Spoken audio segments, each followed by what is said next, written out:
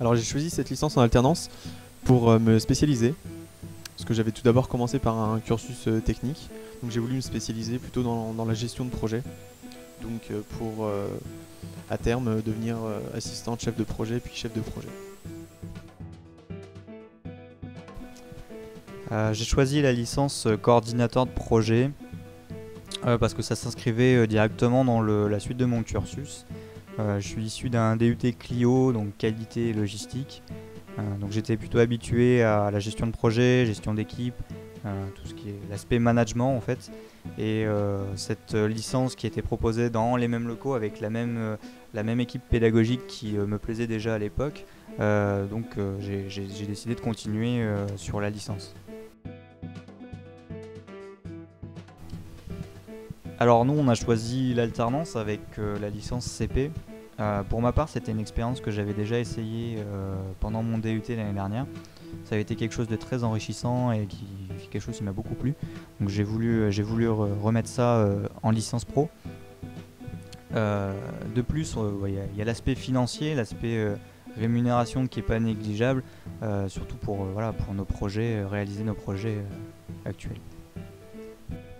Donc moi c'est surtout pour tout l'aspect en fait vie en entreprise. Donc l'expérience que ça nous procure du coup de travailler pendant un an en fait en entreprise.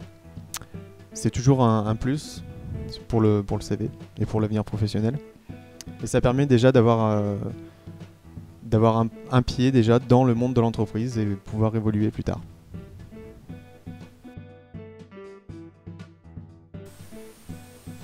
Alors pour les modalités d'évaluation, en licence CP, on est évalué sur un contrôle continu. Ce n'est pas un examen final qu'on passe pour le diplôme.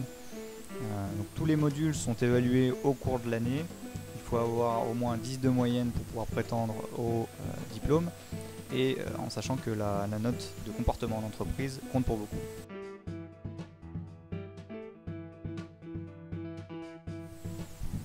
Cette méthode de notation permet en fait d'évaluer un cours à la fin de celui-ci. On n'a pas besoin d'attendre des mois avant d'avoir un partiel sur cette matière en particulier. Le principal avantage c'est aussi que vu que les évaluations sont nombreuses, s'il y a une matière où on affaiblit, où on a eu une mauvaise note, on peut toujours se rattraper dans le même module avec d'autres matières. Donc toujours en restant minimum à 8. Si c'était à refaire, Ouais, sans hésiter.